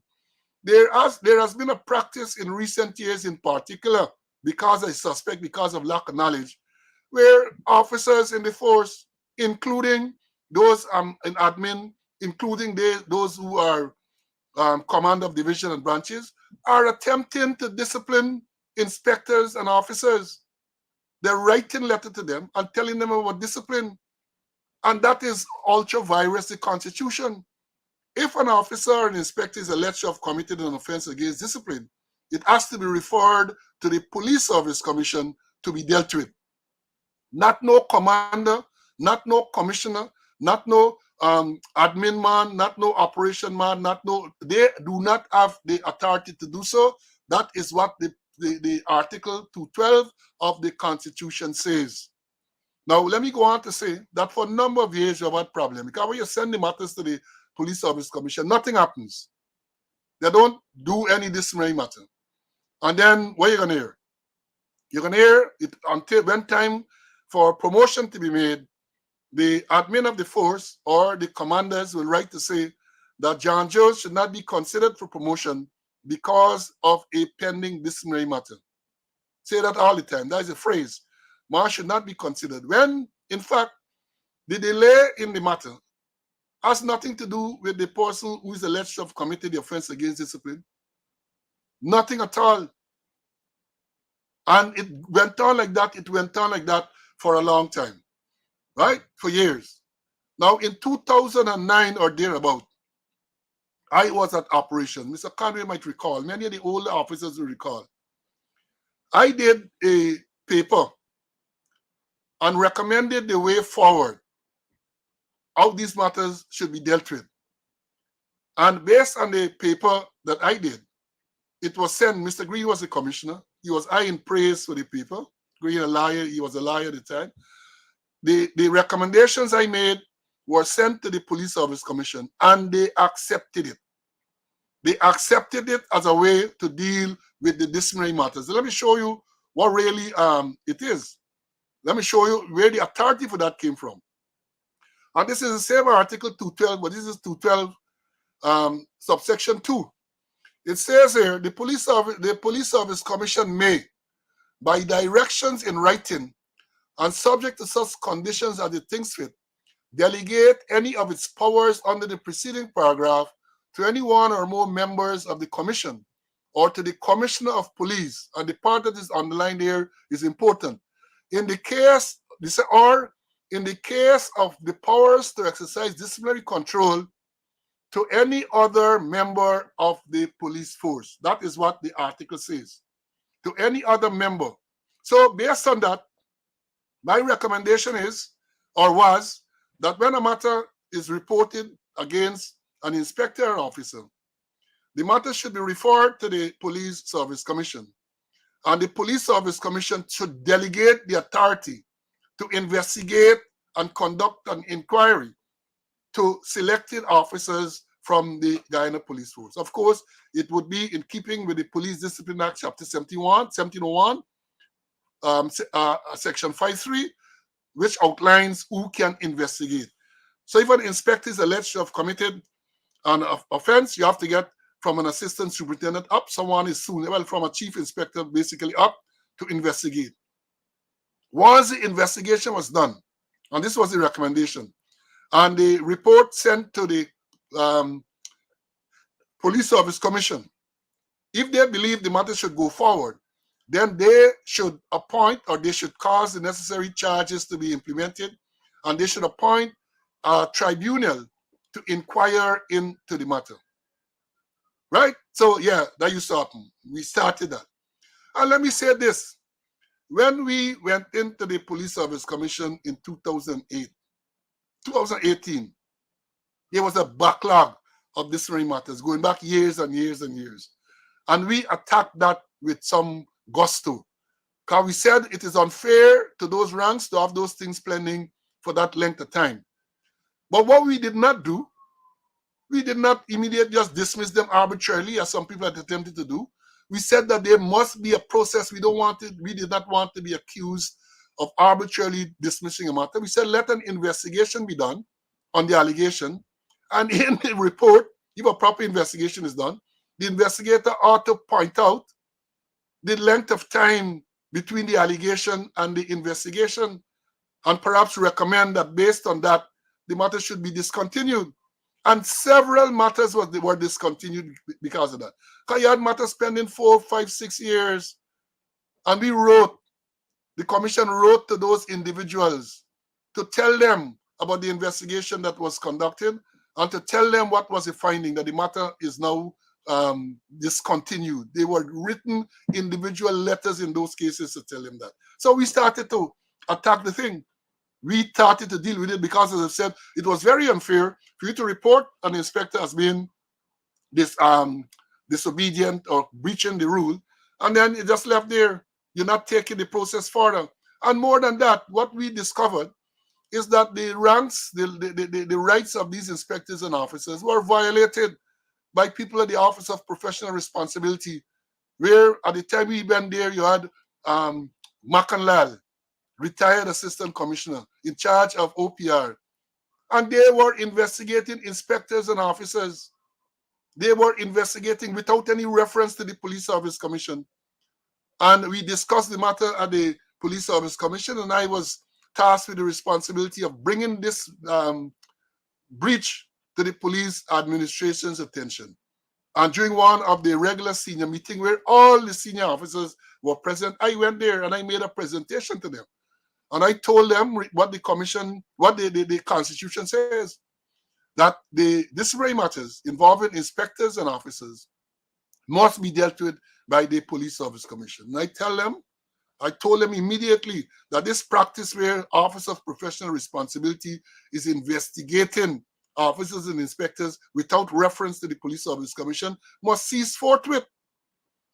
And we wrote a guideline to them. I have copies that should still have at what should take place. And I can remember we saying to them that if a complaint is made against an officer of inspector, they should entertain the complaint.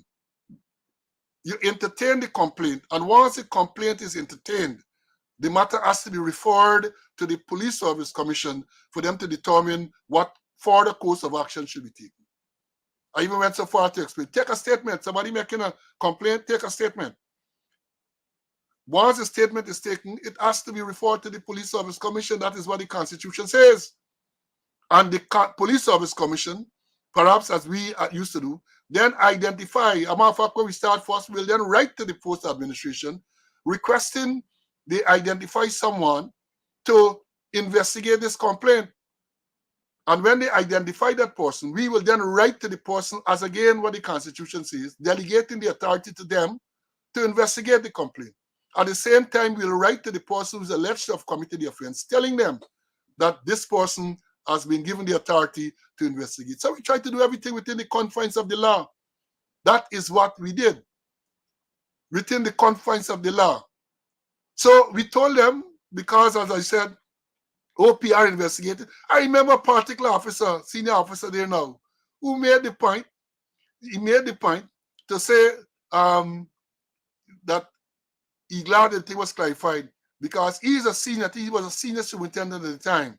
And some corporal from OPR summoned in relation to some matter being investigated. And I made it clear then, let me tell you, there is a distinction between a disciplinary matter and a criminal matter. Let me highlight further. Now, most of the matters that will come to attention, or many, not most, perhaps many, has to do with neglected duty. Neglected duty.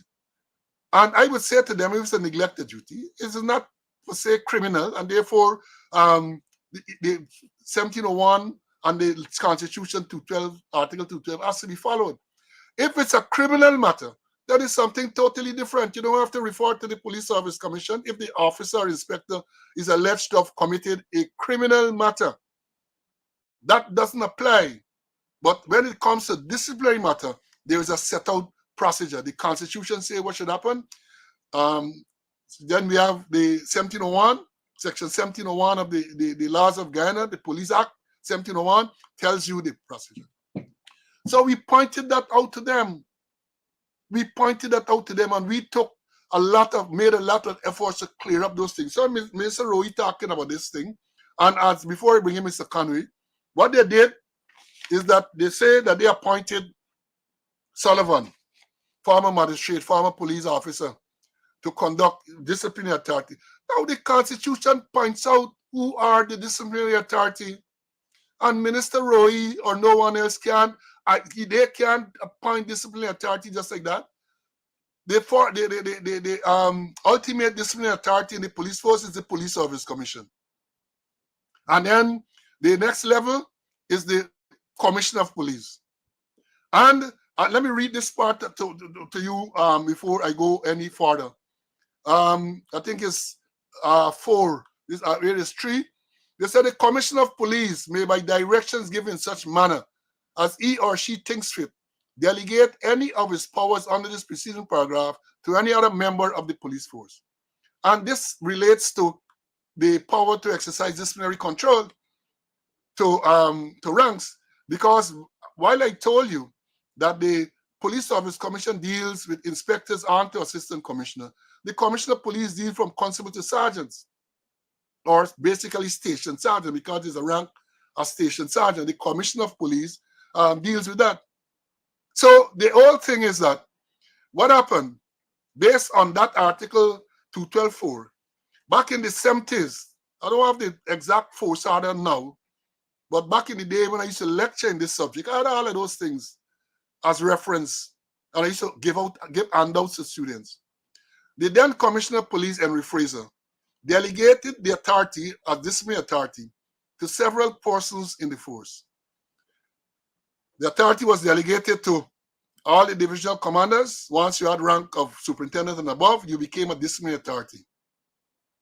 The deputy commissioners are also delegated that authority to be a disciplinary authority.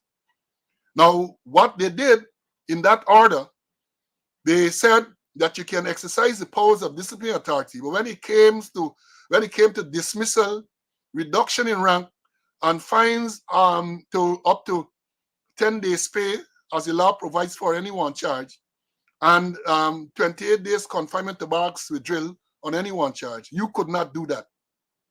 So while the commissioner, as a disciplinary authority, can dismiss you, he can reduce you in rank, that's from station charge to constable. He can fine you up to 10 days pay on anyone charged. He can confine you to barracks with 28 days CB with drill on anyone charged. The disciplinary authorities to whom that power was delegated can. They can't dismiss, they can't reduce in rank. If it comes to days pay, they cannot fine you more than 5 days pay on anyone charged. When it comes to confinement with drill, they can't confine you for more than 14 days on any one charge. So that was the delegation that was done. And it's important for these officers and people to note that even if you're a divisional commander and you are not a superintendent and above, you are not given that authority. Personal experience, I like to share these experiences. I became officer in charge of the TSU in 1991. I was a deputy superintendent then. So I was a branch commander. But I hadn't the powers to impose punishment on any defaulter. I had to send it further up the chain. When I was promoted to superintendent, then I had the authority, because that is what the force order said. Let me give a next example. I became the commander of D division in 1994, I think it was sometime around there, 93. I became 93, 94, I became the commander. At that time, I was a superintendent, and I was the disciplinary authority then, used to award punishment to ranks. I left the division, and I went traffic, I went presidential guard and all of those places, and Assistant Commissioner Loknath Singh was taking over. I returned to the division in 1995, I think it was. Promoted at the end of 1994 to the rank of senior superintendent, and returned there as a 2IC to Loknath Singh. And therefore, I was not the disciplinary authority. You understand this?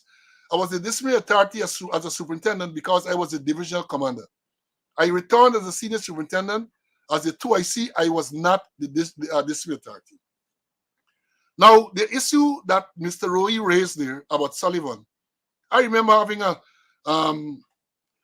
I was asked by the then PS, the late Angela Johnson, to comment on it. And I look at it and I said, this thing is unconstitutional, and I recommended that they get legal advice on it. Because the Constitution says that when it comes to disciplining officers and inspectors, the Police Service Commission can delegate its authority to one or more members of the Police Service Commission, or they can delegate it to another member of the force.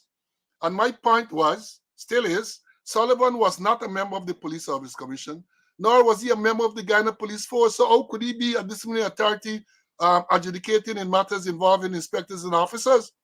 So when his contract was not renewed, he was in support of that. It was illegal in the first place. It was illegal in the first place. Sullivan's appointment to deal with disciplinary matters involving police officers and inspectors was ultra-virus the Constitution of Guyana.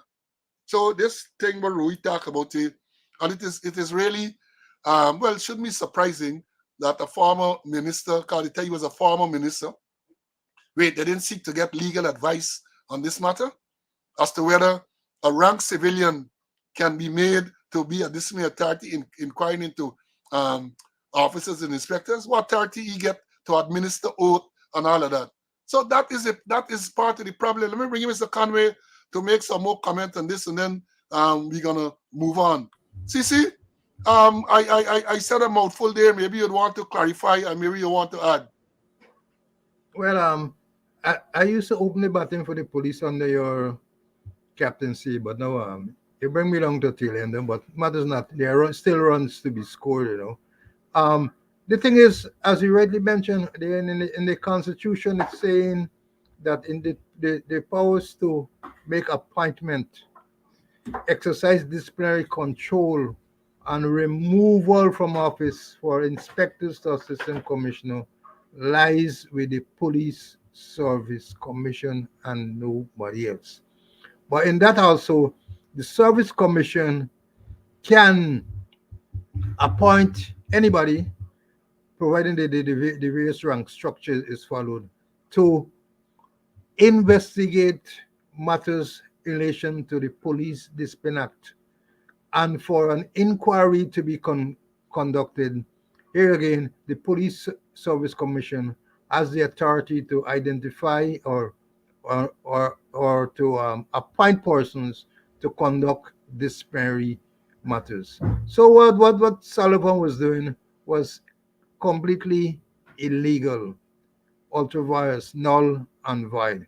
It is clear that for you to inquire into disciplinary matters, you must be a member of the Guyana Police Force, and to conduct other investigation. Also, members of the Service Commission can themselves inquire into matters. So the whole thing was illegal in when it relates to Sullivan. Yeah, I mean, I'm going to talk about it some more. But before we go on, let me tell you, continue to share, give me a thumbs up.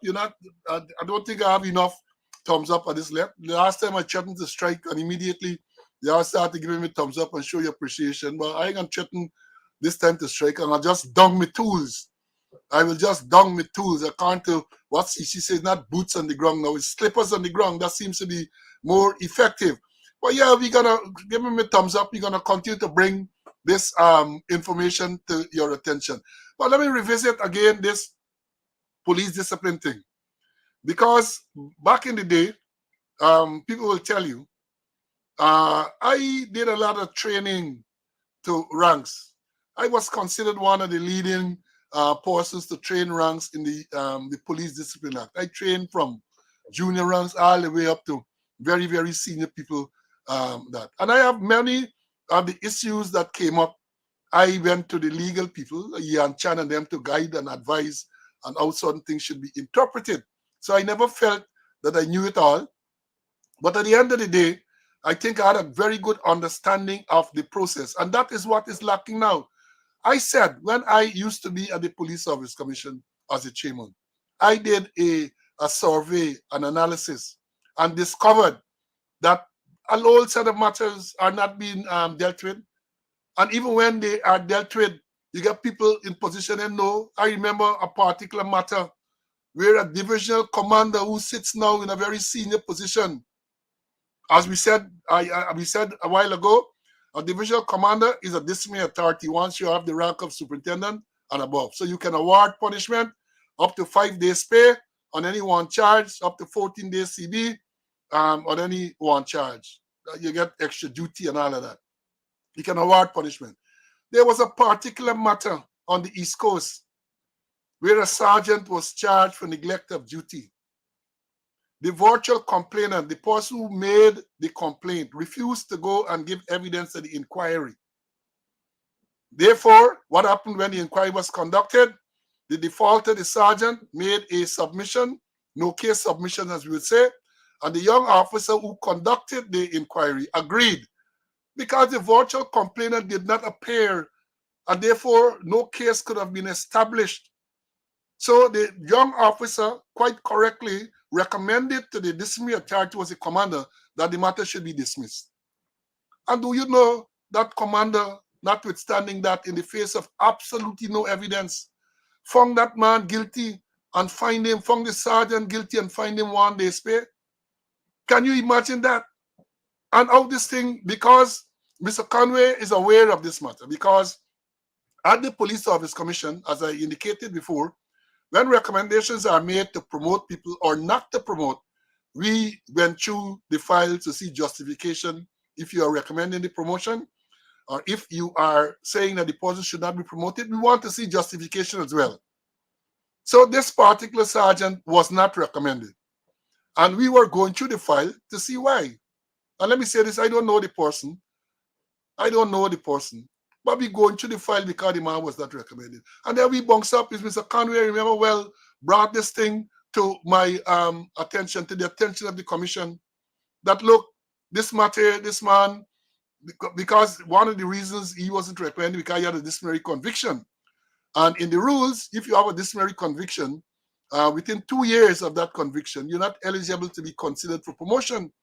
So the man had this conviction. When we peruse the file to discover this travesty, no evidence because the virtual complainant did not turn up, the young officer quite correctly recommended that the matter be dismissed. And the officer fined the man 1 day pay and convicted him and fined him 1 day pay on what? Absolutely no basis, no authority, none whatsoever. And this is a man who now sits in a very, very senior position. So when you talk about incompetence, somebody say full cowboy. Yeah, full cowboy. And that is how they violate the rights of their own ranks. So many times when you see they violate civilian rights, I am not surprised. The rights of their own ranks. And I'm saying this to the officers and inspectors. You have to stand up for your rights. I am not encouraging indiscipline, because those of you who know me know that I never stood for indiscipline. I had a reputation of being a strong disciplinarian. I was proud of that reputation. But then poor people have rights. And you can't get deputy superintendent investigating people who are senior to him. The law, the constitution does not allow for that. And I have said to some people that you have to be prepared to challenge these things in the court. You cannot sit back, you should not sit back and allow your rights to be trampled on, even when you're alleged to have committed an offense. There is a procedure to be gone through, and the people must make sure they follow the legal procedure. But that don't happen now. And one of the reasons it don't happen is because the people who are there are ignorant. They don't know what's going on. They don't know. We promised, I think we started, and we are neglectful in this area because we did the first part of the disciplinary matter, where we did with the investigations, but we were to continue with the trials and all of that, how you conduct trial, which we are going to do. So stay tuned. We're going to do this thing for the benefit. At all, it seems to have been a personal thing. Evidence, because as I've said, an allegation was made by someone, and when the person was summoned to go to the inquiry, when the inquiry started, they refused to go. They refused to go to give the evidence against the sergeant, and therefore no case was established against the sergeant. And the young officer who conducted the inquiry pointed that out and recommended that the matter should be dismissed. I have a copy of it, So when they talk and they jump around, I have a copy of that. And the incompetent commander, found the sergeant guilty and fined him 1 day's pay. We were amazed by that. When we cited the commission. And it's clear, cowboy. And here it is. Not only that you're finding the man 1 day's pay, because 1 day pay might not be much for the man. But as I've said, you now stymie his progress, because once you get a conviction for 2 years, at least when we were there, we make sure those rules were implemented. For 2 years, he cannot be considered for promotion because of the disciplinary conviction. And that is what they do, mess with people's career. And therefore, I said to officers and inspectors, you have a right. Even a man who commits murder has constitutional and other safeguards. And if you are a police officer, inspector, even junior ranks, even the last joint constable, you commit yourself, the law spells out what should happen. 1701, the Police Discipline Act, chapter 1701 spells out. And the people who are conducting the investigation, who are conducting the inquiry must follow that. And as I said, up to day like today, you have commanders who are seeking to discipline officers under them. Cannot. That's what the Constitution says. Is that Slow and Conway saying that? But some of them is just arrogance, ignorance, and they are seeking to do that. They're writing to people telling them that they must discipline them. No, no, no, no, no. If you're right, and you got to be careful, you can't even warn. Let me make this plain. If you are an officer, you're a commander, right? If you're a commander, and an officer inspector below you is alleged to have committed some breach, you can't even warn them, because the law says warning is a punishment. So therefore, if you can't administer punishment, you can't warn. And I used to tell them, yeah, you can write to them, but you have to make sure you're careful with your language. You can't tell them that you're warning them. A warning is only allowed when a person is convicted of a disciplinary breach. You have to be nimble with how you write. You have to use some intellectual acumen to make sure you style it properly. Can't warn, because if you check the schedule of the Police Discipline Act, the punishments range from admonition, then you get warning, then you get TB, and all the way up to dismissal. Those are authorized punishments. So if you got a right to tell a person that you're warning him, in other words, you're punishing him, when you don't have the authority, then it is legal. I used to use some other words. I'm going to tell you now, when you write, well, I could tell you, you're right, because understand this. If you are an officer in charge of a divisional branch and someone below you, in your opinion, is not performing satisfactorily, you have a responsibility, a command responsibility, to bring it to the person's attention. And I don't believe in this word of mouth thing. You talk and then you have nothing to prove. You're right to the person, but you have to know how to couch your language. You have to use proper language. Bringing this thing to the person's attention and advising that they should consider changing their habits. You're doing this wrong or you're doing that wrong, as the case may be. Severe reprimand is a punishment. Yeah. Yes, Sean, thanks. It's admonishment, reprimand, severe reprimand, and you go all over up the line. And for those of you who don't know, when you talk about severe reprimand is considered a conviction.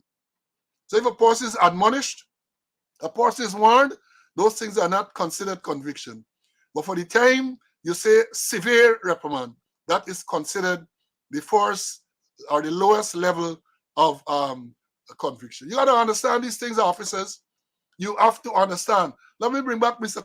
Conway for his closing, and then I have an announcement to make, and then we're going to wrap.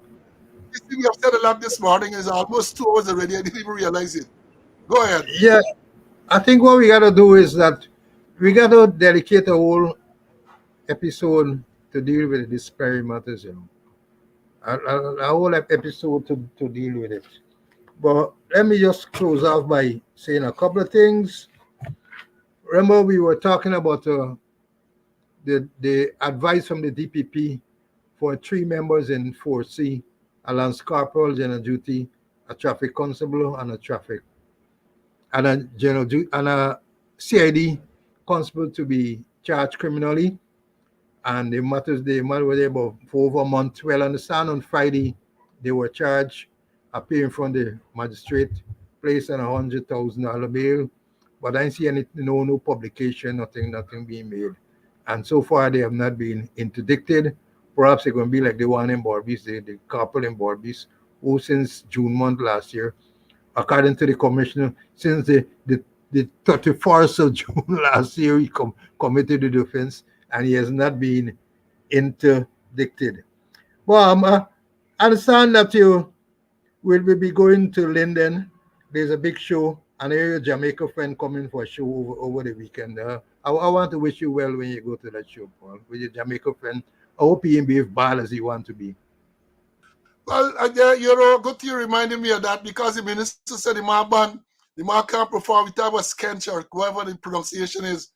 It's supposed to be the 27th, I think, Saturday. This is Big Show at Linden. The man who, this Jamaican dancehall artist, that the Minister of Home Affairs ropes him and banned from performing. And then he said, well, he can perform in private and behave bad. But let me remind him, or let me inform him, because you remind him, you're reminding somebody something you are suggesting that they knew. But let me tell you that if it is a private function, once the public has access, it becomes a public function. So let me tell him that. Let me tell him that. So yeah, good thing you remind me. That means I even know we're around here. So let's see if the show is going to take place. If Mr. Ben is going to cause the police to stop this show. Because Ben, the Minister of Home Affairs, say that this man is prevented, is banned from performing in Guyana. And that is because of the disorder that took place in a show at the National Park in Georgetown a few years ago. Now we close it. Let me tell you this. We told you some time ago about this case where the police service commission was unlawfully suspended by the president. And on the 21st of March 2023, Justice Gino Prasad ruled that the president's action was unlawful and constitutional, ultra-virus the Constitution, and all of that. Now, yesterday, the 23rd day of April 2024, the final written decision was handed down. I haven't got it last night. I haven't had time to go through it in any great detail yet. So I'm going to go through it between now and Monday, and I will update you on what took place, because I think the what they call the cost and all of these type of things have been mentioned. So when I go through it over the weekend, Monday, God spare life, when we meet again, I'll tell you what happened then. I'll remind you what happened, and I will go through the final written ruling handed down by the Justice Gino Prasad yesterday, the 23rd of April. Now, we didn't know, the Attorney General had indicated that he was going to appeal the decision. So now that the written decision has been handed down, then maybe you can go on appeal now. But yeah, the decision has now been made final by the judge. As I've said, I only got it last night. I skimmed through it, but I haven't gotten the opportunity to go through it in any great detail. I'm going to go through and I'm going to bring the relevant parts to your attention on Monday. God spare life, as we see. So folks, again, you have to be safe. We always caution you to be safe and stay well until we reach, again, God's willing, on Monday for another episode of Speaking Out, Exposing Corruption and Incompetence. Until then, stay well. Bye.